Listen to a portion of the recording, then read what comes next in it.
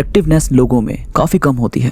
यानी ये ऐसी चीज़ है जो सब में नहीं पाई जाती, लेकिन हाँ कुछ लोगों में आपको ये ज़रूर देखने को मिलती है। जैसे मानो आप किसी ऑफिस में बैठे हो या स्कूल में या फिर कॉलेज में, वहाँ कोई भी एक नया लड़का, कोई भी एक नया स्टूडेंट या कोई भी एक नई लड़की किसी जगह पर बैठी है, चुपचाप किसी से भी बात नहीं कर रही, लेकिन सडनली आपको देखने को मिलेगा कि उनसे अपने आप ही आसपास के लोग बात करने लगते हैं।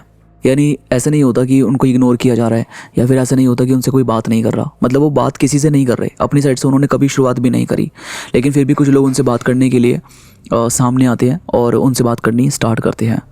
फिर पता चलता है कि अपने आप ही लोग उनको पसंद करने लगे हैं या फिर कोई ना कोई उनसे अटैच होने लगता है।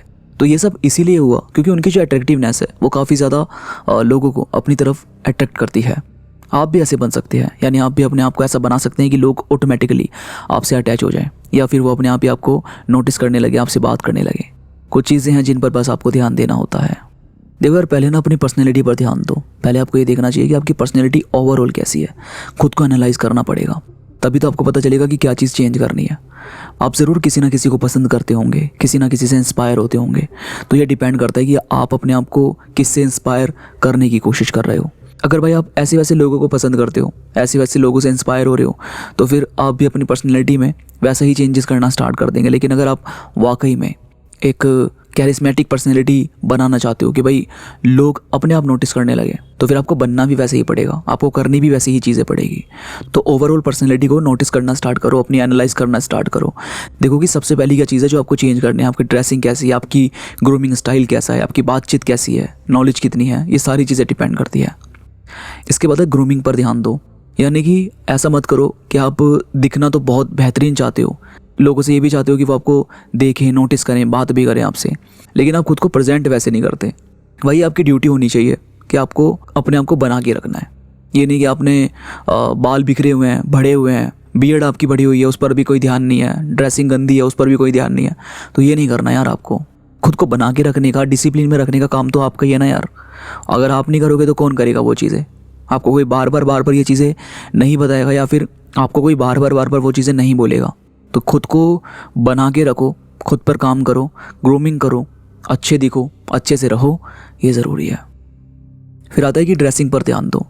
ड्रेसिंग एक बहुत कॉमन सी चीज़ होती है, लेकिन हम ना कभी भी इतना ज़्यादा हमें पता ही नहीं चल पाता कि यार हम पर क्या सूट कर रहा है। ड्रेसिंग आपको ये देखनी चाहिए कि आपकी बॉडी के हिसाब से क्या आप पर अच्छा लगेगा, या ये नहीं कि दूसरे को कुछ पहनते हुए देख लिया तो आप सडनली बस उसकी तरफ चलने लगे कि चलो भाई यही पहनते हैं। ऐसा नहीं करना।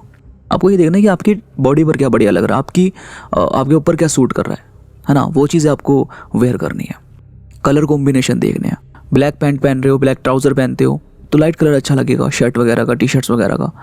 लेकिन अगर लाइट कलर की जीन्स है, लाइट कलर का ट्राउज़र वगैरह है, तो डार्क कलर के शर्ट्स अच्छी लगेगी उसके ऊपर। यानी कलर कॉम्बिनेशन बनाकर ड्रेसिंग वेयर किया करो।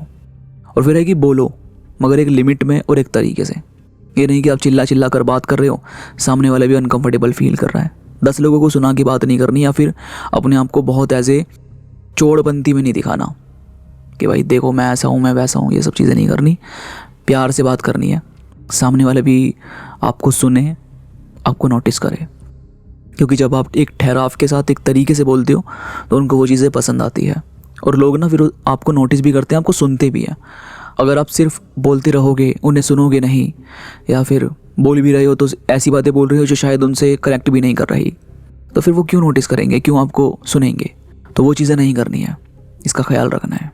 और इसी में आता है कि पॉजिटिव एटीट्यूड होना चाहिए। यानी कि अगर कोई आपको कुछ चीज़ें बताने की कोशिश कर रहा है तो उसको एक्सप्लेन करने की कोशिश करो, उनको हौसला देने की कोशिश करो, उनको बताने की कोशिश करो कि थोड़ा सा टाइम दो खुद को, और समझाने की कोशिश करो ओवरऑल। अब जब आप पहले वाली जो मैंने चीज़ें बताई है, जब उन चीज़ों को आप फॉलो कर रहे होंगे ना, तो पॉजिटिव एटीट्यूड ऑटोमेटिकली बिल्ड होने लग जाएगा, आप में ना कॉन्फिडेंस रहेगा। और जब कॉन्फिडेंस आता है तो पॉजिटिव एटीट्यूड भी अच्छे तरीके से आने लगता है, और आप लोगों को सही तरीके से बताने लगते हैं या फिर उनको समझाते हैं। और फिर स्माइल करो। स्माइल यानी कि ऐसे नहीं कि बहुत 32 के 32 आप दिखा रहे हो, ऐसा मत करो। स्माइल करो, स्माइल करके बात करो। स्माइल रहेगी तो लोग आपसे और बातें करने की कोशिश करेंगे। आप रूड रिप्लाई नहीं कर रहे, आप उनको सुन रहे हो, आप साथ बैठे हो, उनको अच्छा लगेगा आपसे बात करके। तो स्माइल रखो। और फिर है कि लोगों को सुनो कि वो आपसे ना क्या बात कहने की कोशिश कर रहे हैं। और अगर वो आपसे कुछ सजेशन मांगते हैं तो उनको वो सजेशन देने की, हेल्प करने की कोशिश करो। उनको बोलो कि अगर आपको कोई नीड है, आपको कुछ हेल्प चाहिए, आपको कहीं किसी से कुछ पूछना है, बात करनी है, कोई गाइडेंस चाहिए, तो हम डिस्कस कर सकते हैं, हम बात कर सकते हैं। इससे क्या होगा कि लोग ना आपके साथ डिस्कस करने से घबराहट फील नहीं करेंगे। डिस्कस करेंगे, वो आपसे बात करेंगे क्योंकि उनको सही लगेगा आपसे बात करके, क्योंकि आप वैसे नहीं कर रहे हो कि सिर्फ उनको अपनी अपनी सुना रहे हो।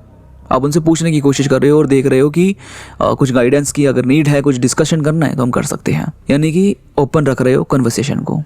और फिर आप बिज़ी रहो, लेकिन रिश्तों को भी टाइम दो। ऐसा मत करो कि सिर्फ रिश्तों में आप टाइम दिए जा रहे हो, खुद को बिजी नहीं रख रहे, अपनी चीज़ों पर ध्यान नहीं देते। और ऐसा भी मत करो कि सिर्फ अपनी चीज़ों पर ध्यान देते हो और बाकी सारे रिश्तों पर कोई भी आपको नहीं दिखता कुछ भी। वो चीज़ें नहीं करनी है। एक बैलेंस बनाकर चलना है, एक बैलेंस रखना है। इससे मदद ये मिलेगी कि आपकी चीज़ें ना बैलेंस रहती है। यानी आप किन चीज़ों पर टाइम लगाते हैं, किन चीज़ों को आपको इग्नोर करना है, कैसे किसी के साथ रहना है, इन सब चीज़ों पर आप काम करते हुए चल रहे होते हैं। तो ये ओवरऑल चीज़ें जब आप लगातार फॉलो कर रहे होंगे तो आपको समझ में आएगा कि यार लोग आपको ऑटोमेटिकली नोटिस करने लगे हैं। लोगों को आपके साथ अच्छा लगता है, वो आपसे बात करते हैं। अगर आप कहीं शांत बैठे हो, कुछ भी नहीं कर रहे हो, तो भी वो आपसे बात करेंगे। और अगर उन्होंने एक बार भी आपसे बात करी या फिर उन्हें आपके साथ बेहतर फील होने लगा तो वो ऑटोमेटिकली आपके साथ रहने की कोशिश करेंगे। तो वैसे मुझे कमेंट्स में बताओ कि इनमें से कौन सी टिप्स आपको सबसे ज़्यादा असरदार लगी, जो आप चाहते हैं कि अपनी लाइफ में अप्लाई करें। मुझे कमेंट्स में ज़रूर बताना। तो मैं मिलूंगा आपसे नई वीडियो के साथ, तब तक अपना ख्याल रखिए।